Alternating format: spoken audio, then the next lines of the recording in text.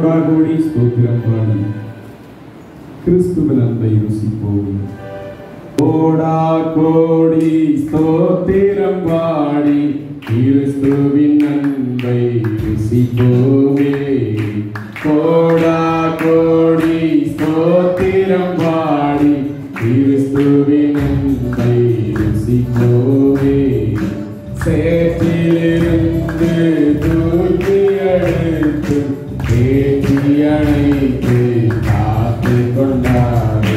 சேற்றிலிருந்து தூக்கி எடுத்து ஏற்றி அணைத்து காத்து கொண்டாரே. தேவசுரன் கோடா கோடி ஸ்தோத்திரம் பாடி கிறிஸ்துவின் அன்பை ருசிப்போமே. கோடா கோடி ஸ்தோத்திரம் பாடி கிறிஸ்துவின் அன்பை ருசிப்போமே. பாவியை நீக்க பரசித்தம் கொண்டார், பரலோகம் துறந்து பாவியை தீர்ந்தார். பாவியை நீக்க பரசித்தம் கொண்டார், பரலோகம் துறந்து பாவியை தீர்ந்தார். பரலோகம் வேலை தேடி வந்தாரே, பரலோகம் வேலை தேடி வந்தாரே. பாரமணிந்தே நதியெழுந்து பூரணி. கோடா கோடி ஸ்தோத்திரம் பாடி கிறிஸ்துவின் அன்பை ருசிப்போமே. கோடா கோடி ஸ்தோத்திரம் பாடி கிறிஸ்துவின் அன்பை ருசிப்போமே.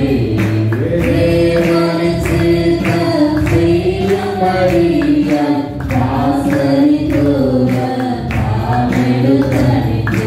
தேவனின் சித்தம் செய்யும்படியாய் தாசரின் தூதர் தாமெடுத்தணிந்து. கர்த்தரக்க சித்தம் கொண்டாலும், கர்த்தரக்க சித்தம் கொண்டாலும் நம்மை பலியாய் கர்த்தர் செய்வாரே. எங்களுக்காய் கோடா கோடி ஸ்தோத்திரம் பாடி கிறிஸ்துவின் அன்பை ருசிப்போமே. கோடா கோடி ஸ்தோத்திரம் பாடி கிறிஸ்துவின் அன்பை ருசிப்போமே. ஆனந்தங்களுக்காய் உயிர்தனை கொடுத்து தேடுவராது காத்துங்கள் மீட்க. ஆடுகளுக்காய் உயிர்தனை கொடுத்து தேடுவராது காத்துங்கள் மீட்க.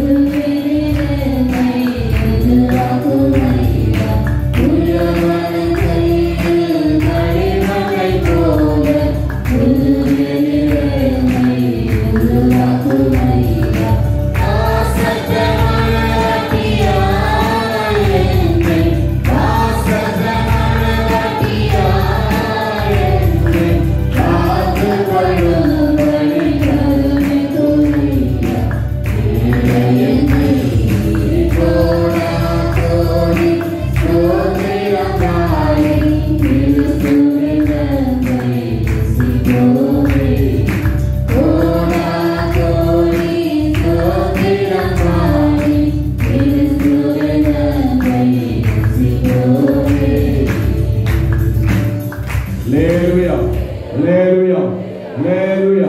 ஸ்தோத்திரம். ஆமென். எல்லாரும் கண்களை மூடுவோம். ஆண்டவருடைய சமூகத்துல நாளிலே ஆண்டவரே நீர் எங்களோடு பேசும் அப்படின்னு சொல்லி எல்லாரும் கண்களை மூடி கேட்போம். நல்ல ஆண்டவரே, இந்த அருமையான நாளிலும் உம்மை ஆராதிக்க தொழுது கொள்ள தேவர்களுக்கு உதவி செய்தீர். இந்த வேளையிலும் கர்த்தாவினுடைய வார்த்தைகளை நாங்கள் தியானிக்க போகிறோம். இந்த வேளையில் ஒவ்வொருவரும் கவனமாய் தேவனுடைய வார்த்தைகளை கேட்கவும் தேவன் அவர்களோடு பேச வேணுமாய் இடைபட வேணுமாய் ஜெபிக்கிறோம். கர்த்தாவே, நான் உனக்கு போதித்து நடக்க வேண்டிய வழி உனக்கு காட்டுவேன், மேலும் கண்ணை வைத்து ஆலோசனை சொல்வேன் என்று சொன்னவர் இவர்களுக்கு தேவையான ஆலோசனைகளை வேதத்திலிருந்து கர்த்தர் போதித்து கொடுக்க வேண்டுமாய் ஜெபிக்கிறோம். உம்முடைய வல்லமையுள்ள கரத்திலே ஒப்புக் கொடுக்கிறோம். இயேசுவின் நாமத்தில் ஜெபம் கேளு நல்ல பிதாவே, ஆமென். Praise the Lord. கரு சங்கீதம் 71வது சங்கீதம் அதனுடைய 3வது வசனத்தை ஒருவர் வாசிப்போம்.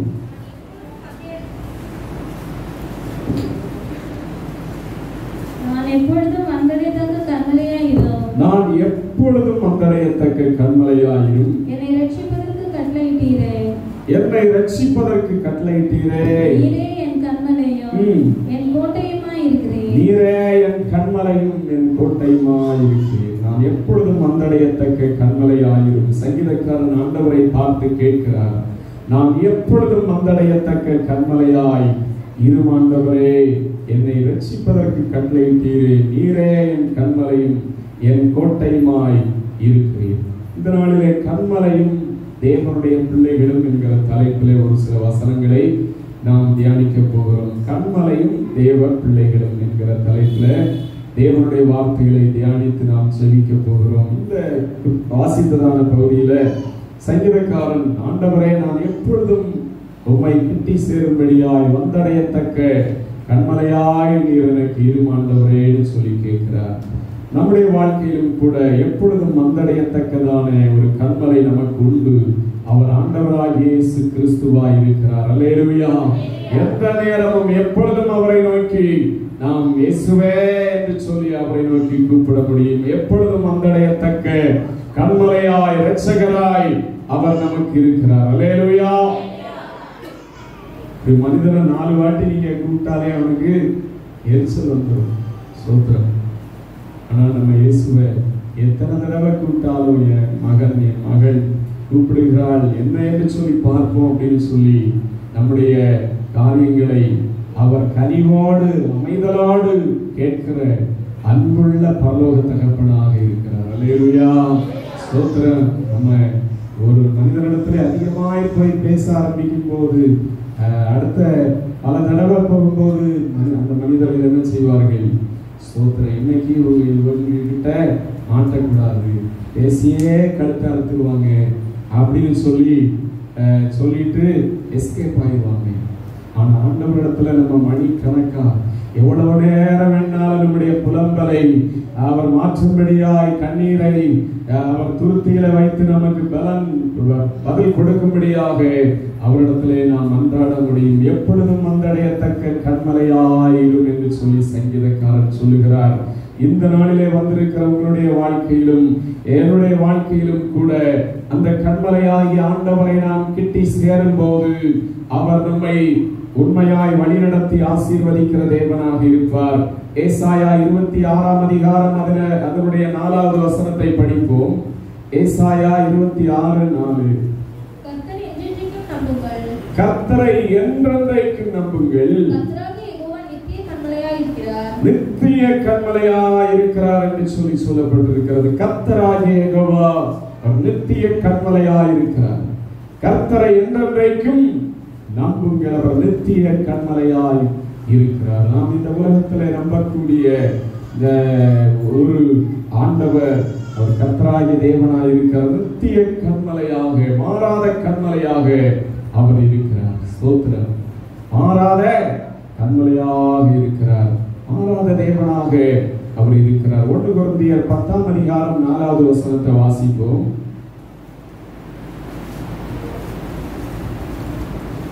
1 கொரிந்தியர் 10:4. எல்லாரும் ஒரே ஞானபானத்தை குடித்தார்கள். எப்படி எனில் அவர்களோடு கூட சென்று ஞான கண்மலையின் தண்ணீரை குடித்தார்கள். அந்த கண்மலையின் கிறிஸ்துவே அந்த கன்மலை கிறிஸ்துவே. பாருங்க, கன்மலை கன்மலை என்று சொல்லப்பட்டிருக்கிறது. இங்கே அப்போஸ்தலனாகிய பவுல் கொரிந்தியர்களுக்கு எழுதும்போது அவர் சொல்லுகிறார், எல்லாரும் ஒரே ஞானபானத்தை குடித்தார்கள். எப்படி எனில் அவர்களோட கூட சென்ற ஞான கன்மலையின் தண்ணீரை குடித்தார்கள். அந்த கன்மலை கிறிஸ்துவே. ஜனங்களுடைய தாகத்தை தீர்க்கிறதாய் ஜனங்களுக்கு வனாந்தரத்திலே ஆறுகளை போல தண்ணீர் வந்ததே அந்த கன்மலையாயிருந்த தேவன் அவர் கிறிஸ்து அப்படின்னு சொல்லுகிறதை பார்க்கிறோம். வேதத்திலே கன்மலையை கிறிஸ்துவாய் இயேசு கிறிஸ்துவுக்கு ஒப்பிட்டு சொல்லி இருக்கிறதை பார்க்கிறோம். அவர் நம்மை நிலைநிறுத்துகிற கன்மலையாய் இருக்கிறார். அந்த கன்மலையாகிய கிறிஸ்துவானவர் நம்முடைய ஆத்தும தாகத்தை மாத்திரமல்ல, உலக பிரகாரமான தாகத்தை தீர்த்து அவர் நம்மை வழிநடத்துகிற தேவனாய் இருக்கிறார். எப்பொழுதும் வந்தடையத்தக்க கன்மலை அப்படின்னு சொல்லி ஆண்டவருடைய வசனம் சொல்லுகிறதை நாம் பார்த்தோம். ஸ்தோத்திரம். வேதத்திலே நாம் பார்க்கும்போது மோசேயை பார்த்து எப்பொழுதும் வந்தடையத்தக்க அந்த கன்மலையாகிய ஆண்டவர் சொல்லுகிறார். யாத்திராகமம் 33ஆம் அதிகாரம் 18வது வசனத்திலே நாம் படிப்போம். உம்முடைய மகிமையை எனக்கு காண்பிக்க வேண்டும் என்றான்.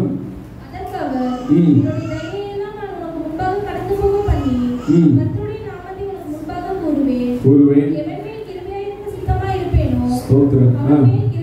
கிருபையா இருப்பேன். 21 22 படிங்க சிஸ்டர். 21 22. இடம் உண்டு.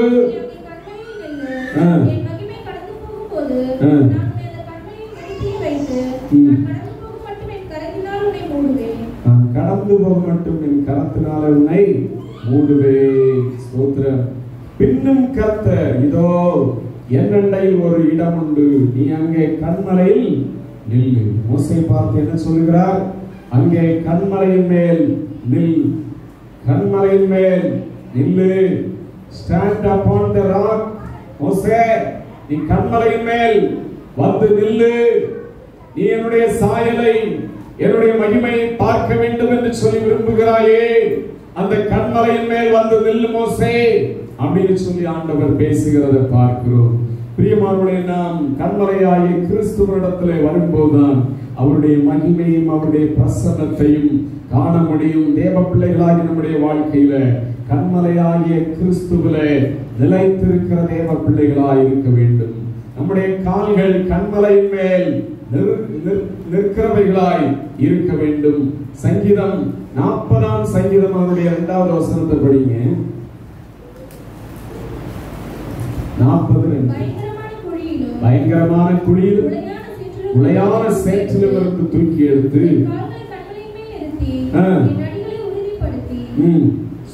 பயங்கரமான குழி, உளையான சேற்றில இருந்து தேவனை தூக்கி எடுத்து கன்மலையின் மேல் என்னை நிறுத்தினார், என் அடிகளை உறுதிப்படுத்தினார் என்று சொல்லி சங்கீதக்காரன் சொல்லுகிறதை பார்க்கிறோம். அப்ப கன்மலையாகிய கிறிஸ்துவனிடத்திலே வரும்போது நம்முடைய வாழ்க்கையை அவர் உறுதிப்படுத்தி, நம்முடைய வாழ்க்கையில நாம் பாவ சேற்றிலே உழன்று கொண்டிராதபடிக்கு நம்மை அவருடைய வழிகளிலே நடத்தி செல்லுகிற தேவனாக இருப்பார். அப்ப நம்ம வாழ்க்கையில நிற்க வேண்டிய ஒரு இடம் உண்டு.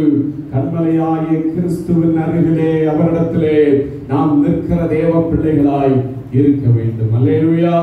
மோசே தேவனை பார்க்க விரும்பினார், அவருடைய பிரசன்னத்தை அறிய விரும்பினார். மோசேயிடத்திலே ஆண்டவர் சொன்னார், கன்மலையில எந்த கன்மலையின் மேல் நில்லு. ஸ்தோத்திரம். நம்ம ஆண்டவருடைய பிள்ளைகளாய் இருக்க வேண்டும் என்றால் கன்மலையின் மேல் கட்டப்பட்ட வீட்டை போல கன்மலையாகிய கிறிஸ்துவின் மேல் நம்முடைய வாழ்க்கை கட்டப்பட்டதாக இருக்க வேண்டும். அல்லேலூயா. இன்னைக்கு கன்மலையாகிய கிறிஸ்துவனிடத்திலே நம்முடைய கால்கள் நிற்கிறதா இருக்கிறதா? இல்லாவிட்டால் உளையான சேற்றிலிருந்து நம்மை தூக்கி எடுத்த அந்த கால்கள் இன்னும் உளையான சேற்றை போன்றதான பாவத்தின் அருகிலும் தேவன் விரும்பாத அந்த உளையான சேற்றிலும் தான் நம்முடைய கால்கள் இன்னும் போய்கொண்டிருக்கிறதா? ஸ்தோத்திரம்.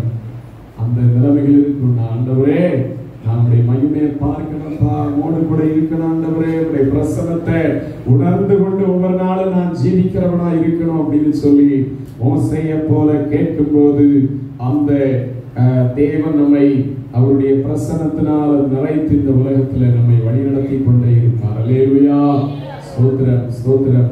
நாம் எப்படிப்பட்ட ஒரு நிலைமையில உலக பிரகாரமாகவும் பார்க்கும்போது நாம் எப்படிப்பட்ட ஒரு இடத்துல இருக்கிறோமோ அதற்கேற்றது போலதான் நம்முடைய காரியம் இருக்கு. ஸ்தோத்திரம். சாக்கடையில ஒரு ஆள் அப்படியே சாக்கடையில இறங்கி போயிட்டு இருந்தா அவன் சரீரத்துல இருந்து என்ன வாசனை தான் வரும்? சாக்கடை வாசனை தான் வரும். நல்ல முறையில ஒரு வீட்டுல அடங்கி இருந்து நல்ல சுத்தமா குளிச்சுட்டு இருக்கும்போது அவருடைய சரீரத்துல இருந்து சாக்கடை நாத்தம் வருமா? வராது.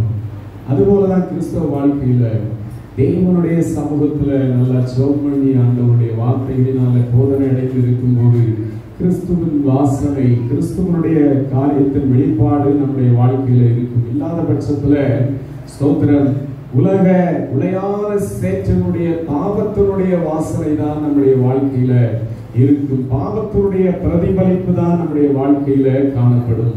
மோசேயுடைய வாழ்க்கையில எத்தனையோ ஜனங்களை பார்த்து விட்டார். லட்சக்கணக்கான ஜனங்களை அவர் நடத்தி கொண்டு போய் எத்தனை அற்புத அதிசயங்களை செய்தாலும் அவருடைய வாழ்க்கையில ஒரு நிறைவான ஒரு அனுபவம் இல்லை. அந்த அப்படிப்பட்ட ஒரு நிலைமையில தான் மோசே ஆண்டவரை பார்த்து, ஆண்டவரே மனிதரை பார்த்து பார்த்து ஒரே வெறுப்பா இருக்கு ஆண்டவரே, உங்களுடைய சமூகம் உண்மை எனக்கு காண்பிக்க வேண்டும், உங்களுடைய மகிமை எனக்கு காண்பிக்க வேண்டும் ஆண்டவரேன்னு சொன்ன போது மோசே அந்த கன்மலையின் மேல், இங்கே இந்த கன்மலையின் மேல் நில் மோசே, என்னிடத்துல வா, கன்மலையின் மேல் நில்லு அப்படின்னு சொல்லி மோசேயை தேவன் அழைக்கிறதை பார்க்கிறோம். யோவான் 15ஆம் அதிகாரம் அதனுடைய 4வது வசனத்தை வாசிப்போம்.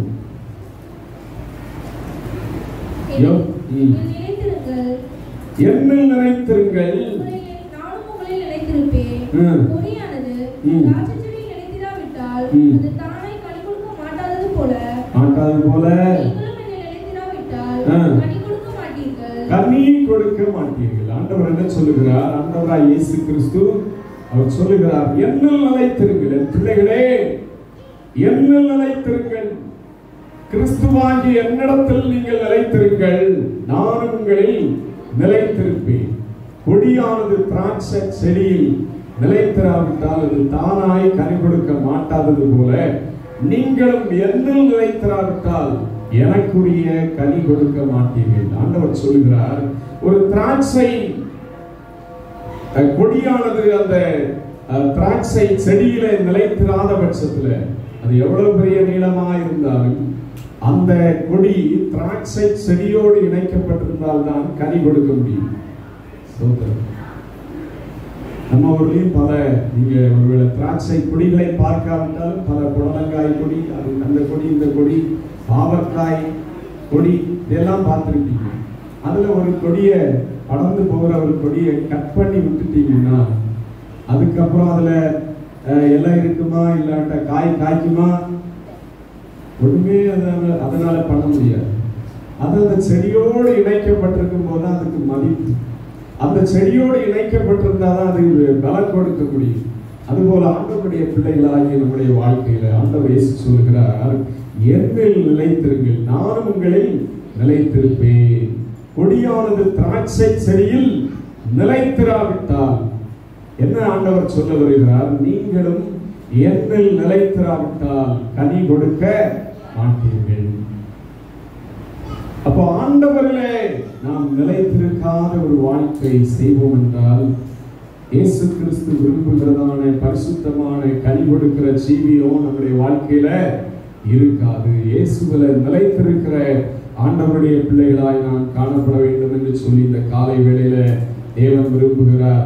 ஸ்தோத்திரம். 2 கொரிந்தியர் 5ஆம் அதிகாரம் அதனுடைய 17வது வசனத்தை படிப்போம். இப்படி இருக்க ஒருவன் கிறிஸ்துவுக்குள் இருந்தால் புது சிருஷ்டியாய் இருக்கிறான். பழையவைகள் ஒழிந்து போயின, எல்லாம் புதிதாயின. ஒருவன் கிறிஸ்துவுக்குள்ளே நிலைத்திருந்தால் பழைய சுபாவங்கள், பழைய பேச்சுக்கள், பழைய பாவத்துக்குரிய அனுபவங்கள் எல்லாம் நீங்கி போயவன் ஒரு புது சிருஷ்டியின் அன்புடையவனாய் மாறுவான். அவனுடைய வாழ்க்கையில கோபங்கள், வைராக்கியங்கள், அன்பில்லாத நிலைமைகள், தேவன் விரும்பாத பரிசுத்த குறைச்சலான காரியங்களை செய்கிற இந்த காரியங்கள் எல்லாம் அவனுடைய வாழ்க்கையை விட்டு நீங்கி தேவன் விரும்புகிற கனிவுடையவராய் அவருடைய வாழ்க்கை மாறும். இது நடக்கணும்னா கிறிஸ்துவாகிய கன்மலையின் மேல் நம்முடைய வாழ்க்கை இருக்கிறதா இருக்க வேண்டும். அல்லேலூயா, ஸ்தோத்திரம். இன்னைக்கு நம்முடைய வாழ்க்கையில பழைய மாமிச ரட்சிக்கப்படாததுக்கு முன்னாடி இருந்த குணங்கள் மாறவில்லை. பொய் பித்தலாட்டங்கள், பாவ காரியங்கள், உண்மையற்ற அனுபவங்கள், இதெல்லாம் நம்முடைய வாழ்க்கையை விட்டு ஒருவேளை நீங்காவிட்டால் நம்ம ஆண்டவர்ல நிலைத்திருக்காதபடிக்கு இருக்கிறோம் அப்படின்னு தான் அர்த்தம். ஸ்தோத்திரம். பாவம் அடிக்கடி மேற்கொள்கிறதா? கர்த்தரோடு கூட நேரத்தை செலவிடாதபடிக்கு உங்களுடைய வாழ்க்கையில இருக்கிறீர்களா? இன்னும் கர்த்தர்ல நிலைத்திருக்க இல்லை. மோசேயை போல உங்களுடைய வாழ்க்கையில ஒரு தாகம் இல்லாத ஒரு அனுபவத்தோடு எப்படியோ வாழ்கிற வாழ்க்கை, ஆள் போன போக்கிலே வாழ்கிற வாழ்க்கை தான் நீங்கள் வாழ்ந்து கொண்டிருக்கிறீர்கள். அப்படிப்பட்ட வாழ்க்கை குறித்து தேவன் விரும்பவில்லை. மோசே, கன்மலையின் மேல் நில்லு அப்படின்னு சொல்லி அவருடைய மகிமையை காண்பித்து மோசேயை தொடர்ந்து வழிநடத்தின தேவனுடைய இந்த மகிமையை காண வேண்டும் என்றால் அவருக்காய் கனி கொடுக்கிற ஒரு அனுபவம் இருக்கணும்னா அவர் அருகிலே தேவ பிள்ளைகளாய் நாம் நிலைத்திருக்கிறவர்களாய் காணப்பட வேண்டும். அல்லேலூயா, ஸ்தோத்திரம். அவருடைய அருகிலே நாம் நிலைத்திருக்கிறவர்களாய் இருக்கும்போது நமக்கு பரலோகத்திலே, இந்த உலகத்திலே பலன் கொடுக்கிறவர் மாத்திரமல்ல, பரலோகத்திலே நமக்கு அநேக கிரீடங்களை வைத்திருக்கிறார். பரலோகத்திலே மகிமையான காரியங்களை வைத்திருக்கிறார். ஸ்தோத்திரம். ஒலிம்பிக்ல நம்முடைய நாட்டில் உள்ள ஒரு வீரன் மிலிட்டரியில வேலை செய்து ஒலிம்பிக்ல பங்கெடுத்த நீரஜ் சோப்ரா என்கிற அந்த வீரன் ஈட்டி அறிதல்ல தங்கப்பதக்கம் வென்றதுனால ஒரே பாராட்டு அவருக்கு கிடைக்கிறது. உலக பிரகாரமான அதிகாரத்தில் உள்ளவர்களும் எல்லா மக்களும் ஒரே சந்தோஷம். நம்ம வீரன் 100 ஆண்டுகளுக்கு பின்னாடி ஒரு தங்க பதக்கத்தை வென்று விட்டானே. நம்ம கிட்டத்தட்ட நம்ம மக்கள் தொகையை போல இருக்கிற சைனா 100 பதக்கங்களை வென்று விட்டது. கிட்டத்தட்ட 90க்கு மேல பதக்கங்கள். ஆனால் ஒரே ஒரு தங்க பதக்கம் நம்ம இந்தியா நாட்டின் சார்பாக வாங்கப்பட்டிருக்கிறது. மொத்தம் 7 பதக்கங்கள் தான். சைனா 90க்கு மேல பதக்கங்களை வாங்கி தன்னுடைய திறமையை நிரூபித்திருக்கிறார்கள். பாருங்க, ஒரே ஒரு பதக்கம் வாங்கிறதற்காக ஒரே மகிழ்ச்சி, பாராட்டுக்கள். உடனே ஹரியானா, அந்த வீரருடைய மாநிலம் ஹரியானா, அவர்கள் சொல்லுகிறார்கள், நாங்கள் 6 கோடி ரூபாய் கொடுப்போம். இன்னும் இந்திய உள்ள பல நிறுவனங்களும் 1 கோடி, அப்படி பல கோடிகளை அவருக்கு பரிசாக கொடுக்கிறார்கள். ஆனால் தேவ பிள்ளைகளாக நம்முடைய வாழ்க்கையில உலகத்திலே ஒருவேளை பாராட்டுகள் இல்லாமல் போனாலும் உலக மனிதர்கள் தான் இங்கே அந்த பதக்கம் வென்றதுபடினாலே மகிழ்ச்சி அடைகிறார்கள். ஆனால் நம்ம பரலோகத்திலே போகும்போது, பரலோகத்திலே தேவனுடைய சமூகத்திலே விலையேற பெற்றதான வாழாத கிரீடங்களை பெற அங்கே போகும்போது பரலோகமே நமக்காக மகிழ்ச்சி அடையும் என்று சொல்லி வேதம் சொல்லுகிறது. அல்லேலூயா. ஒரு பாவி மனம் திரும்பும் போது பரலோகத்திலே தேவதூதர்களுக்கு முன்பாக மிகுந்த ஆரவார சத்த மகிழ்ச்சி உண்டாகும் என்று சொல்லி சொல்லப்பட்டிருக்கிறது. ஸ்தோத்திரம். ஆண்டவருடைய பிள்ளைகளுக்கு ஸ்தோத்திரம். பரலோகத்துல எவ்வளவு மகிமையான காரியங்களை வைத்திருக்கிறார். ஸ்தோத்திரம். பரலோகத்துல நம்ம போகணும். இந்த உலகத்துல இங்க விளையாட்டு வீரனா இருக்கலாம், இல்லாவிட்டால் எப்படி வேணும்னாலும் இருக்கலாம். ஆனால் ஆண்டவருடைய பிள்ளைகளாக இவங்களுடைய வாழ்க்கையில தேவனிடத்துல நிலைத்திருந்து பரலோகத்துக்கு போக வேண்டியது முக்கியமானதாய் இருக்கிறது. அவரோடு இணைக்கப்படாத ஒரு வாழ்க்கை பலனற்றதாய் மாறிவிடும். ஸ்தோத்திரம். பிசாசு ஒரு சைலண்டாக சிலருக்கு அவர்கள் இறந்ததை குறித்து சொல்லுவார்கள். சைலண்ட், அவர்களுக்கு விஷம் கொடுத்துட்டார்கள், மெதுவா கொல்லுகிற விஷத்தை கொடுத்து விட்டார்கள். பிசாசானவனும் ஒரு சைலண்ட் கில்லர். அவன் விசுவாசிகளுடைய வாழ்க்கையில பலவிதமான பாவங்களை அவன் கொடுத்து அவர்கள் உணராதபடிக்கு அவர்களை பரலோகத்துக்கு போக வேண்டிய, பரலோக பிரயாணம் பண்ண வேண்டிய அவருடைய வாழ்க்கையை நரகத்துக்கு நேரம் அப்படி கொண்டு ஒரே தள்ளுதான், போய்ப்போ ஒரே தள்ளுதான்.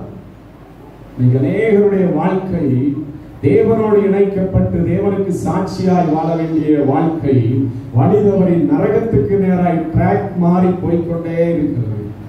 இங்க எத்தனை பேருடைய வாழ்க்கையில ட்ராக் மாறி இருக்கிறது? உங்களுடைய ட்ராக்கை மாத்தி நீங்க ஓடிட்டு இருக்கீங்க. ஆண்டவருடைய பிள்ளைகளாய் அவருக்கு ஏற்றது போல ஓட வேண்டிய நீங்கள், அவரோடு இணைக்கப்பட்டு வாழ வேண்டிய உங்களுடைய வாழ்க்கை பாதை மாறி ஓடிக்கொண்டிருக்கிறதா?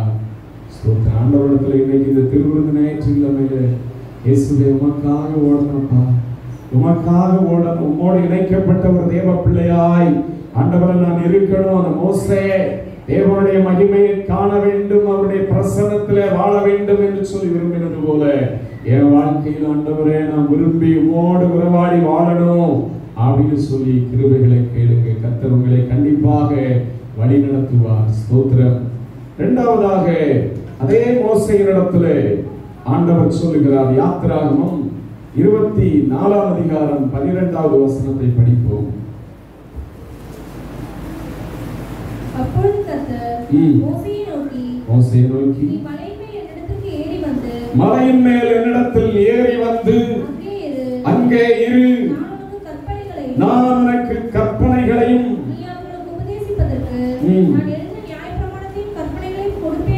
கொடுப்பேன் என்றார். நீ என்னிடத்தில் மலையில் வந்து அங்கே இரு, நீ என்னிடத்தில் மலையில் வந்து அங்கே இரு என்று சொல்லி மோசேயிடத்தில் தேவன் சொல்லுகிறதை பார்க்கிறோம். ஸ்தோத்திரம். Come up to me into the mount and be there. நீ மலையில் அங்கே இரு. தேவனோடு தனித்திருக்கிற ஒரு அனுபவத்தை இது காட்டுகிறது. ஸ்தோத்திர. தேவனோடு தனித்திருக்கிற ஒரு அனுபவத்தை இந்த காரியம் காண்பிக்கிறது. நீ மலையின் மேல் என்னிடத்துக்கு ஏறி வந்து அங்கே இரு, நான் உனக்கு கற்பலகைகளையும் நீ அவர்களுக்கு உபதேசிப்பதற்கு நான் எழுதின நியாய பிரமாணத்தையும் கற்பனைகளையும் கொடுப்பேன் என்று மோசேயை அழைக்கிறார். மோசே என்ன செய்தார் என்று சொல்லி பார்க்கும்போது யாத்திராகமம் 24 அதிகாரம் அதே அதிகாரம் 13 வசனத்திலே, அப்பொழுது மோசே தன் ஊழியக்காரனாகிய யோசுவாவோடு எழுந்து போனான். மோசே தேவ பர்வதத்தில் ஏறி போகையில் என்று சொல்லி சொல்லப்பட்டிருக்கிறது. ஊழியக்காரனாகிய யோசுவாவோடு கூட இந்த மோசே எழுந்து போனார் என்று சொல்லி சொல்லப்பட்டிருக்கிறது. எங்க போனார்? சோத்திரம். எங்க போனாரு?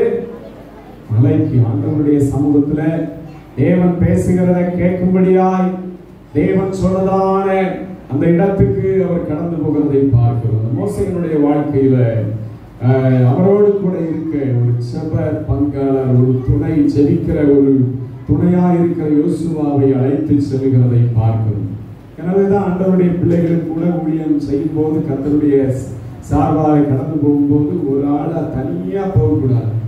இன்னொரு ஆளை கூட ஊழியத்துக்கு போனாலும் ஜெபிக்க போனாலும் இன்னொருவரை அழைத்து கொண்டு போகிறவர்களாய் இருக்க வேண்டும். இயேசு ஜனங்களை அனுப்பும் போது, ஊழியத்துக்கு அனுப்பும் போது ரெண்டு பேராய் அனுப்பினார் அப்படின்னு சொல்லி சொல்லப்பட்டிருக்கிறது. தனிமை எப்பொழுதுமே சில பிரச்சனைகளை உண்டாகும். நீங்க ஒரு இடத்துக்கு போகும்போது இல்லாவிட்டால் ஒரு ஆளை சந்திக்க போகும்போது, ஒரு சகோதரனா இருக்கலாம், ஒரு சகோதரியை சந்திக்க போகும்போது ஜாக்கிரதையா இருக்கணும். ஒரு சகோதரியா இருக்கலாம், இல்லாவிட்டால் ஒரு தனிமையில சந்திக்கும் போது ஜாக்கிரதை உள்ளவர்களா இருக்க வேண்டும்.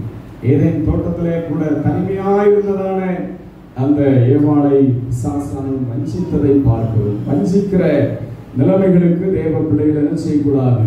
இடம் கொடுக்கிறவர்களா இருக்கக்கூடாது. சோத்திரம். மோசேயினுடைய வாழ்க்கையில மிகப்பெரிய ஒரு பரிசுத்தவானாகிய மோசேயினுடைய வாழ்க்கையில ஒரு ஜெப பங்காளனாய், ஒரு துணையாய் யோசுவாவை அழைத்துக் கொண்டு அவர் போகிறதை பார்க்கிறோம். ஸ்தோத்திரம். யாத்திராகமம் 24 அதிகாரம் 14 வசனத்தை வாசிப்போம். அவன் மூப்பரை நோக்கி, நான் உங்களிடத்தில் திரும்பி வரும் மட்டும் நீங்கள் எங்களுக்காக காத்திருங்கள். எங்களுக்காக காத்திருங்க. உங்களிடத்தில் இருக்கிறார்கள். ஒருவனுக்கு யாதொரு காரியம் உண்டானால் அவன் அவர்களிடத்தில் போகலாம் என்றான். மோசே மலையின் மேல் ஏறினபோது ஒரு மேகம் மலையை மூடிற்று. ஒரு மேகம் மலையை மூடிற்று. பாருங்க, மோசே இப்பொழுது யோசுவாவை அழைத்துக் கொண்டு மலைக்கு தேவன் சொன்னதான இடத்துக்கு கடந்து போகிறார். அவன் மூப்பரை பார்த்து சில காரியங்களை பேசிவிட்டு கடந்து போகிறார். மூப்பரை நோக்கி, நாங்கள் உங்களிடத்தில் திரும்பி வர மட்டும் நீங்கள் இங்கே எங்களுக்காக காத்திருங்கள். ஆரோனும் ஊரும் உங்களிடத்தில் இருக்கிறார்கள். ஒருவனுக்கு யாதொரு காரியம் உண்டானால் அவன் அவரிடத்தில் போகலாம் என்று சொல்லுகிறதை பார்க்கிறோம். ஸ்தோத்திரம். அவர்கள் மலைக்கு மோசே மலையின் மேல் ஏறின போது ஒரு மேகம் என்ன செய்தது? மலையை மூடிற்று. ஸ்தோத்திரம். ஒரு மேகம், அது கர்த்தருடைய மகிமையின் மேகம், அது அந்த மலையே மூடிற்று என்று சொல்லி கர்த்தருடைய வார்த்தை சொல்லுகிறது. ஸ்தோத்திரம். தேவ சமூகத்துல இருக்கும்போது அவருடைய பிரசன்னம் நம்மை ஆளுகை செய்கிறதாக இருக்கும்.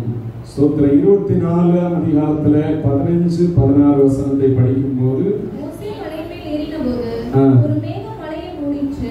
கர்த்தருடைய மகிமை சீனாய் மலையின் மேல் தங்கியிருந்தது. மேகம் 6 நாள் அதை மூடியிருந்தது. மேகம் 6 நாள் அந்த மலையை மூடியிருந்தது. 7ஆம் நாளில் அவர் மேகத்தின் நடுவில் இருந்து மோசேயை கூப்பிட்டார். மோசேயை கூப்பிட்டார். பாருங்க, மோசே கர்த்தருடைய வார்த்தையை கேட்கும்படியா அவருடைய வார்த்தையின்படி, மோசே மலையின் மேல் அங்கே வந்து இரு, நான் உன்னோடு பேசணும், இந்த ஜனங்களுக்காய் போதிக்க வேண்டிய வார்த்தைகளை உனக்கு நான் பேச வேண்டும் என்று சொல்லி சொன்ன போது அவர் கடந்து போகிறார். மேகம் மலையை மூடிற்று. 6 நாட்கள் அப்படியே மூடப்பட்ட அந்த மலையிலே மோசே அமர்ந்திருக்கிறார். கர்த்தர் எப்போது பேசுவார்? ஆண்டவரே பேச போறேன் அப்படின்னு சொல்லி சொன்னீங்களே, பேசுங்கப்பா, வாங்க ஆண்டவரே என்னோடு பேசுங்க அப்படின்னு சொல்லி ஒரு ஆவலோடு காத்திருக்கிறார். எத்தனை நாட்கள்? 6 நாட்கள். நம்மால 6 நிமிஷம் ஜெபம் பண்ண முடியுதா? 6 நாட்கள் ஆண்டவருடைய சமூகத்துல மோசே அவருடைய பிரசன்னத்துக்குள்ள காத்திருக்கிறார். ஸ்தோத்திரம். தேவஜனங்களாகி நம்முடைய வாழ்க்கையில எந்த அளவுக்கு தேவனுடைய சமூகத்துல நாம தனித்து காத்திருந்து ஜெபிக்கிறவர்களா இருக்கிறோமோ அந்த அளவுக்கு நம்முடைய வாழ்க்கை பிரகாசம் அடையும். அந்த அளவுக்கு தேவனுடைய வழி நடத்துதல் நம்மோடு கூட இருக்கும். அந்த அளவுக்கு கர்த்தருடைய ஆசீர்வாதம் நம்முடைய வாழ்க்கையில இருக்கும். ஸ்தோத்திரம். மோசே 7ஆம் நாள்ல ஆண்டவர் கூப்பிடுகிறார். மோசே, மேகத்தின் நடுவில் இருந்து ஆண்டவர் மோசேயை கூப்பிட்டார். ஸ்தோத்திரம். நம்ம ஜெபம் பண்ண தொடங்கிற உடனே நமக்கு எல்லாம் என்ன செய்யணும்? ஆண்டவர் பேசிடணும், எல்லாம் நடந்துடணும், உடனே ரெடிமேடா எல்லாம் நடந்துடணும் அப்படின்னு சொல்லி நம்ம நினைக்கிறோம். 7ஆம் நாள்ல தான் ஆண்டவர் மோசே இடத்துல பேசுகிறார். மோசே, இப்ப எந்த அளவுக்கு பொறுமையோடு மோசே காத்திருக்கிறார் பாருங்க. நம்ம ஆண்டவருடைய சமூகத்துல இப்படிதான் காத்திருக்கிறவர்களா இருக்க வேண்டும். சங்கீதக்காரன் சொல்லும் போது, கர்த்தருக்காக பொறுமையுடன் காத்திருந்தேன், அவர் என்னிடமாய் சாய்ந்து என் கூப்பிடுதலே என்ன செய்தார்? கேட்டார் என்று சொல்லி சொல்லுகிறதை பார்க்கிறோம். தேவ ஜனங்களாகி நம்முடைய வாழ்க்கையில கண்மலையாகிய அந்த தேவன் சொன்னதான அந்த மலையில மோசே போய் ஆண்டவரோடு தனித்திருந்ததை போல தனியாக கர்த்தருடைய சமூகத்தில் உறவாடுகிற ஜெபிக்கிற அனுபவங்கள் தேவ ஜனங்களுடைய வாழ்க்கையில கண்டிப்பாக தேவையாயிருக்கிறது. ஸ்தோத்திரம். 17ஆம் வசனத்துல படிக்கிறோம், மலையின் கொடுமுடியில கர்த்தருடைய மகிமையின் காட்சி இஸ்ரவேல் புத்தருடைய கண்களுக்கு பட்சிக்கிற அக்கினியை போல் இருந்தது. ஸ்தோத்திரம். மலையில மேகத்துல, மேகத்தின் கீழே ஒரு தெய்வீக பிரசன்னத்துக்குள்ளே மோசே அருமையாய் அங்கே உட்கார்ந்திருக்கிறார். ஆனால் வெளியிலிருந்து பார்க்கிற ஜனங்களுக்கு அந்த மகிமை பட்சிக்கிற அக்கினியை போல் இருந்தது என்று சொல்லி வேதவசனம் சொல்லுகிறது. ஆண்டவருடைய பிரசன்னத்துக்கு வெளியே இருக்கிற ஜனங்களுக்கு, இந்த இஸ்ரவேல் ஜனங்களுக்கு பட்சிக்கிற அக்கினியை போல தெரிந்தது போல ஜபிக்காதவர்களுக்கு, தேவனோடு பழகாதவர்களுக்கு அது கடினமான காரியமாய் தான் தெரியும். ஆனால் மோசேக்கு 18ஆம் வசனத்திலே மோசே மேகத்தின் நடுவிலே பிரவேசித்து மலையின் மேல் ஏறி இரவும் பகலும் 40 நாள் மலையில் இருந்தார் என்று சொல்லி கர்த்தருடைய வார்த்தை சொல்லுகிறது. வெளியே இருந்தவர்களுக்கு அது ஒரு கஷ்டமான காரியமாய் பட்சிக்கிறார்கள். அங்கே சேர்ந்தா அவ்வளவுதான் கஷ்டம், கிறிஸ்தவ வாழ்க்கை கஷ்டம். அப்படின்றது போல வெளியே இருந்து ஜெபிக்காத தேவனோடு நேரத்தை செலவிடாத ஜனங்களுக்கு அப்படிதான் தெரியும். ஆனா மோசேக்கு 40 நாள் அந்த மலையிலே இருந்தபோது ஆண்டவர் பேசின வார்த்தைகளை அவர் கேட்கும் போது நேரம் போனதே தெரியல, பசி எடுக்கவில்லை, ஒண்ணுமே இல்லை. சோத்திரம் சோத்திரம். பாருங்க, பசியே எடுக்கல. பூமியிலே ஆண்டவர் இப்படியாய் செய்வார்னா பரலோகத்தை குறித்து இன்னைக்கு சாதாரண ஒரு நிலைமையிலே ரொம்ப சீப்பாக பேசுகிற நிலைமைகளை சிலர் உருவாக்கி இருக்கிறதை கேட்க முடிகிறது, வேதனையாக இருக்கிறது. சோத்திர பரலோகத்துல இட்லி சாப்பிட்டது போலவும், பரலோகத்துல அப்படியே தண்ணீர் எடுத்து விளையாடுகிறது போலவும் என்னென்னமோ கட்டுக்கதைகளை உலகத்துல அழித்து விடுகிறார்கள். ஸ்தோத்திரம். பரலோகத்துல ஒரு மகிமையான இடம்.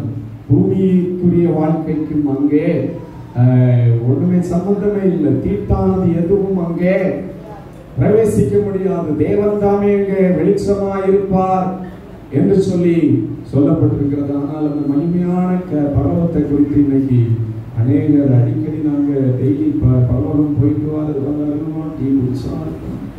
ரொம்ப கஷ்டமான ஒரு நிலைமையை பரலோகத்தை குறித்து இன்னைக்கு உண்டாக்கி கொண்டிருக்கிறார்கள். தேவ பிள்ளைகளாக நம்முடைய வாழ்க்கையில இந்த பூமியிலே மோசே தேவனுடைய பிரசன்னத்துக்குள்ளே 40 நாட்கள் புசியாமலும் குடிக்காமலும் அவர் தேவனோடு இருந்தார்னா, பரலோகத்துல தேவனை பார்க்கும் போது நமக்கு சாப்பாடும் தேவையில்லை, ஒன்றும் தேவையில்லை.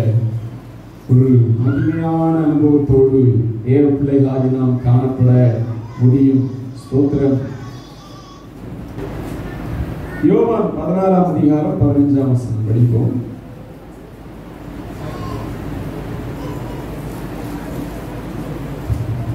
நீங்கள் என்னிடத்தில் அன்பாய் இருந்தால் என் கற்பனைகளை கைக்கொள்ளுங்கள். நீங்கள் என்னிடத்தில் அன்பாய் இருந்தால் என்ன செய்யுங்க? என் கற்பனைகளை கைக்கொள்ளுங்கள். ஸ்தோத்திரம். மோசே ஆண்டவர் எதற்காக அந்த மலையிலே வர சொன்னார்? நீங்கள் ஜனங்களுக்கு கொடுக்க வேண்டிய கற்பனைகள், ஜனங்கள் ஆண்டவரை எப்படி பின்பற்றி நடக்க வேண்டும், எப்படி பரிசுத்தமாய் தேவனை சேவிக்க வேண்டும், இந்த உலகத்தில் எப்படியாய் வெற்றியுள்ள வாழ்க்கை செய்கிறவர்களாய் இருக்க வேண்டும் என்று ஸ்தோத்திரம். ஆண்டவராய் இயேசு கிறிஸ்து சொல்லுகிறார், நீங்கள் என்னிடத்தில் அன்பாயிருந்தால் என் கற்பனைகளை கைக்கொள்ளுங்கள். ஸ்தோத்திரம். நம்ம சொல்லலாம், நாங்க எத்தனை வருஷம் விசுவாசி, அப்பவே நாங்க அந்த சர்ச்சில் விசுவாசி. அப்ப என்ன சொல்ல வருகிறோம்? இயேசுவை எங்களுக்கு ரொம்ப நாளைக்கு முன்னாடியே தெரியும், ரட்சிக்கப்பட்டிருக்கிறோம், நல்ல காரியம் தான். ஆனா ஆண்டவர் இயேசு என்ன சொல்ல வருகிறார்? அதை கவனிங்க. நீங்கள் என்னிடத்திலே அன்பாயிருந்தால் என் கற்பனைகளை கைக்கொள்ளுங்கள். ரொம்ப வருஷம் விசுவாசி, அது எனக்கு தெரியும், நீ எப்ப ரட்சிக்கப்பட்ட, எப்படி ஜெபம் பண்றீங்க, எப்படி என்னுடைய வழிகளிலே நடக்கிறீங்க, எல்லாம் எனக்கு தெரியும். நீங்க என்னிடத்தில் அன்பா இருந்தால் என் கற்பனைகளை கைக்கொண்டு நடவுங்க அப்படின்னு சொல்லி ஆண்டவர் சொல்லுகிறார். ஸ்தோத்திரம். நம்ம ரட்சிக்கப்பட்ட நல்ல காரியம். ஆண்டவரை அநேக வருடங்களுக்கு முன்னாடி ஏற்றுக்கொண்டது எல்லாமே நல்ல காரியம் தான். ஆனா இன்னைக்கு நாம அவர்களே அன்பு கூறுகிறோம் என்று சொல்லி சொன்னா, அவருடைய கற்பனைகளை, அவருடைய வேதத்துள்ள வார்த்தைகளை படித்து அந்த வார்த்தைகளுக்கு கீழ்ப்படிந்து கை கொண்டு நடக்கிறவர்களா இருக்க வேண்டும் என்று சொல்லி வசனம் சொல்லுகிறது. ஸ்தோத்திரம். யோவான் 14ஆம் அதிகாரத்தில் 21வது வசனம் வாசிப்போம். கற்பனைகளை பெற்றுக்கொண்டு அவைகளை கைக்கொள்கிறவனே இடத்தில் அன்பாயிருக்கிறான். என்னிடத்தில் அன்பாயிருக்கிறவன் என் பிதாவுக்கு அன்பாயிருப்பான். நானும் அவனில் அன்பாயிருந்து அவனுக்கு என்னை வெளிப்படுத்துவேன் என்று ஆண்டவர் சொல்லுகிறதை பார்க்கிறோம். ஸ்தோத்திரம். என் கற்பனைகளை பெற்றுக்கொண்டு அவைகளை கை கொள்ளுகிறவனே என்னிடத்தில் அன்பாயிருக்கிறான். என்னிடத்தில் அன்பாயிருக்கிறவன் என் பிதாவுக்கு அன்பாயிருப்பான். நானும் அவனில் அன்பாயிருந்து அவனுக்கு என்னை வெளிப்படுத்துவேன். அவருடைய கற்பனைகளை கை கொள்ளுகிறவர்கள் தான் அவரிடத்தில் அன்பாயிருக்க முடியும். அன்பாயிருக்கிறவனுக்கு ஆண்டவர் தம்மை வெளிப்படுத்திக் கொண்டே இருப்பார். நம்முடைய ரகசியங்களை வெளிப்படுத்துவார். ஆவிக்குரிய ரகசியங்களை அவர் வெளிப்படுத்துவார். அன்பாயிருந்து அவனுக்கு என்னை வெளிப்படுத்துவேன். ஸ்தோத்திரம். மோசே அன்னைக்கு மலைக்கு போனார். நம்ம மலைக்கு போக தேவையில்லை. தேவ சமூகத்திலே நாம் நேரம் எடுத்து வேதத்தை தியானித்து அவருடைய வசனங்களை கை கொண்டு நடக்கும் போது அவர் தம்மை நமக்கென செய்வாராம், வெளிப்படுத்துவார். அவரை இன்னும் புரிந்து கொள்ள, இன்னும் அவரை நேசிக்க, இன்னும் அவருடைய வழிகளிலே நடக்க, இன்னும் அவருடைய ஆசீர்வாதங்களை பெற்றுக்கொள்ள நமக்கு உதவி செய்வார் என்று சொல்லி கர்த்தருடைய வசனம் சொல்லுகிறது. யோவான் 15ஆம் அதிகாரத்துல 10-12 வசனம் படிங்க.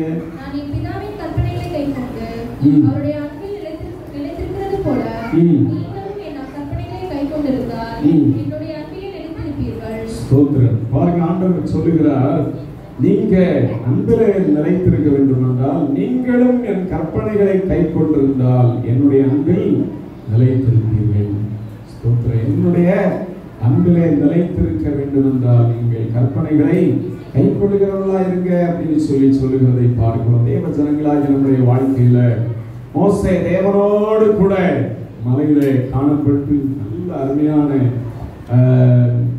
கற்பனைகள், கட்டளைகள், முக்கியமான 10 கற்பனைகள், இவை எல்லாவற்றையும் தேவனிடத்திலிருந்து பெற்றுக்கொண்டு ஜனங்களுக்கு கற்றுக் கொடுத்ததை பார்க்கிறோம். ஸ்தோத்திரம். நம்ம தேவனோடு ஜெபத்திலேயும் வேத தியானத்திலேயும் இருக்கும்போது அவர் தம்மை நமக்கு வெளிப்படுத்துவார். மாத்திரமல்ல, அவருடைய வார்த்தைகளை நாம் கை கொண்டு நடக்கும் போது ஸ்தோத்திரம், அவருடைய அன்பு கூறுகிற தேவனுடைய பிள்ளைகளாய் மெய்யாகவே நாம் இருக்கிறவர்களாய் இருப்போம். ஸ்தோத்திரம். எனவே 12ஆம் வசனத்தை படிங்க. நான் உங்களை நன்றாயிருக்கிறது போல நீங்களும் ஒருவரில் ஒருவர் நன்றாயிருக்க வேண்டும் என்பதே என்னுடைய கற்பனையாய் இருக்கிறது. கற்பனையாய் இருக்கிறது. நான் உங்களில் அன்பாய் இருக்கிறது போல நீங்களும் ஒருவரில் ஒருவர் அன்பாய் இருக்க வேண்டும் என்பதே என்னுடைய கற்பனையாய் இருக்கிறது. ஆண்டவருடைய கற்பனை என்னவா?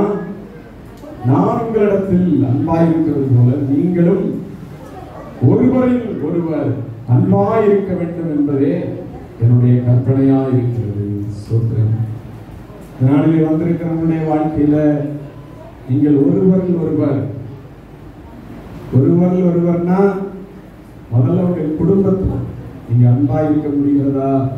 ஸ்தோத்திரம். கணவன், மனைவி, பிள்ளைகள், பெற்றோர், இப்படிப்பட்ட காரியங்களிலே உங்களுடைய வாழ்க்கையில அன்புள்ளவர்களாய் இருக்கிறீர்களா? இன்னைக்கு நிறைய குடும்பத்தில் அன்பில்லாத நிலைமைகள், பேசுகிறதே கூட கிடையாது. சிலர் பேசுகிறதே கிடையாது. சிலர் பேசி பல ஆண்டுகள், பல மாதங்கள், பல வாரங்கள் இப்படிப்பட்ட நிலைமையில ஆகிறது. நேற்று தினத்தில் ஒரு செய்தியை படித்தேன்.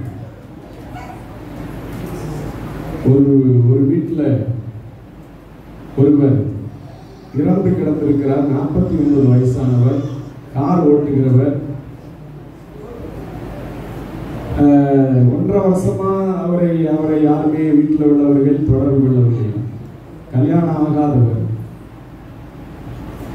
பாருங்க, அவரை குறித்து சொல்லப்பட்டிருக்கு. 1.5 வருஷமா அவர் வீட்டுக்குள்ள யாருமே அவரை விசாரிக்கல. அவர் அந்த வீட்டுல படுத்த நிலைமையில டியூப் லைட்டு எல்லாமே ஆனா இருக்கிறது. அங்கே எலும்பு கூடுதான் மிஞ்சி இருக்கின்றது. அதை குறித்து இப்ப விசாரித்து வருகிறார்கள். 1.5 வருஷமா அந்த வீட்டுக்குள்ளே அவர் இருந்தபடினால வீடெல்லாம் புதர் மண்டி கிடந்திருக்கிறது. அவருடைய தம்பி போய் திறக்கும் போது தம்பி இருக்கிறார்கள், எல்லாம் இருக்கிறார்கள். ஆனா 1.5 வருஷமா ஒரு ஆளை விசாரிக்காமல் இருந்தபடினால அவர் எப்ப இறந்தாருன்னு கூட சரியா தெரியல. பாருங்க, இன்னைக்கு இதுதான் மனுஷ வாழ்க்கையில நடக்கிறது. உங்கள் குடும்பத்துல அப்படிப்பட்ட காரியம் இருக்கிறதா?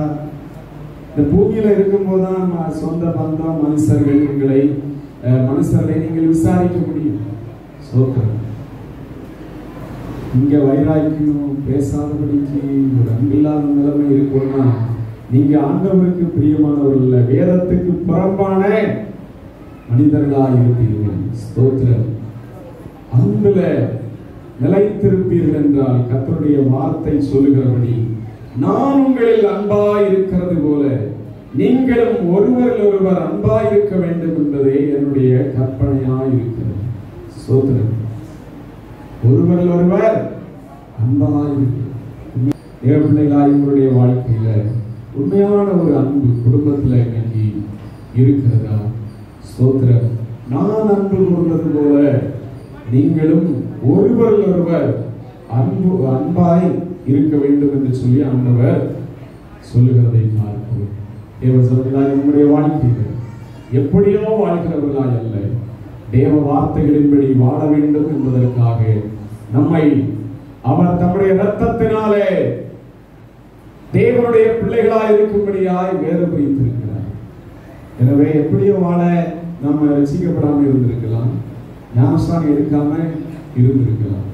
ஆனா நாம் தேவ பிள்ளைகளாய் இருக்கிறோம்னா தேவனுடைய வார்த்தையின்படியே வாழும்படியாய் அவரோடு இணைந்து வாழ்கிற ஒரு வாழ்க்கைக்காக அழைக்கப்பட்டிருக்கிறோம் என்கிற தெளிவு நம்முடைய வாழ்க்கையில எப்பொழுதுமே இருக்க வேண்டும். இந்த வேளையில் எல்லாரும் ஆண்டவருடைய சமூகத்துல தேவனிடத்துல கேட்போம். ஆண்டவரே, கண்மலையாகிய உம்மிடத்துல ஆண்டவரே, அந்த மோசே வாஞ்சியோடு நின்ற போது உடைய மகிமையை அவருக்கு காண்பித்தீரப்பா. மோசைக்கு அதற்கு முன்னாடி இருந்ததை காட்டிலும் இப்படிதான் ஒரு பெரிய திருப்தி. மனிதரை பார்த்து அவருடைய வார்த்தைகளை கேட்டு சோர்ந்து போன ஒரு அனுபவம் தான் மோசையினுடைய ஊழியத்தில், நெடுநாள் ஊழியத்தில் பழக்கமாக இருந்தது. இப்பொழுது மோசையினுடைய வாழ்க்கையில் ஆண்டவரே, உங்களுடைய மகிமையை பார்க்கணும்பா, உங்களுடைய பிரசன்னத்தை நான் பார்க்கணும் ஆண்டவரே சொல்லி ஆண்டவருடைய சமூகத்திலே போன போது மிகப்பெரிய ஒரு திருப்தி மோசையினுடைய வாழ்க்கையில. உலகம் ஒரு நாள் உங்களை திருப்திப்படுத்த முடியாது, ஆண்டவருடைய சமூகம் தான் உங்களை திருப்திப்படுத்த முடியும். எனவே தேவ ஜனங்களாய் என்னுடைய வாழ்க்கையில கண்மலையாய கிறிஸ்துவிலே சார்ந்து கொண்டு ஜீவிக்கிறவர்களாயிருங்க. நீ மலையின் மேல் அங்கே இரு என்று சொல்லி மோசே தேவனுடைய சமூகத்திலே 6 நாட்கள் அங்கே காத்திருந்தார். 7வது நாளிலே கர்த்தர் பேச தொடங்கினார். 40 நாட்கள் வரைக்கும் அங்கே தேவனுடைய சமூகத்திலே மோசே இருந்தார். வெளியிலே இருந்து பார்த்தவர்களுக்கு அக்கினி மாயமாய் தெரிந்தது, அது பயங்கரமாய் தெரிந்தது. ஆனால் தேவனுடைய பிரசன்னத்துக்குள்ளே இருந்ததான ஒரு மோசேக்கு அது மகிமையான ஒரு இடமாய் காணப்பட்டது. தேவனுடைய வார்த்தைகளை கேட்பதும் தேவ சமூகத்திலும் இருக்கிறது மோசேக்கு அது ஒரு மகிமையான அனுபவமாய் காணப்பட்டது. இன்னைக்கு ஆண்டவருடைய பிள்ளைகளாய் நம்முடைய வாழ்க்கையிலும் இப்படிப்பட்டதான தேவனோடு இருக்கிற அனுபவங்களை வாஞ்சிக்கிறவர்களாய் இருக்க எல்லாரும் முழங்கால் படித்து ஆண்டவரிடத்தில் கிருபைகளை கேட்போமா? ஹல்லேலூயா. Oh, praise the Lord, praise the Lord, praise the Lord, praise the Lord. Hallelujah. கர்மலையும் கோட்டையுமானவரே உம்மை ஸ்தோத்திரிக்கிறோம். Hallelujah, hallelujah, hallelujah, hallelujah. இந்த கண்மலையானவரே, என்னை காக்கும் தெய்வம் நீரே. இந்த கண்மலையானவரே, தெய்வம் நீரே. வல்லமை மாட்சிமை நிறைந்தவரே, மகிமைக்கு பாத்திரரே. வல்லமை மாட்சிமை நிறைந்தவரே, மகிமைக்கு பாத்திரரே. ஆராதனை உமக்கே, ஆராதனை உமக்கே, ஆராதனை உமக்கே, ஆராதனை உமக்கே, ஆராதனை உமக்கே, ஜீசஸ், ஆராதனை உமக்கே, ஆராதனை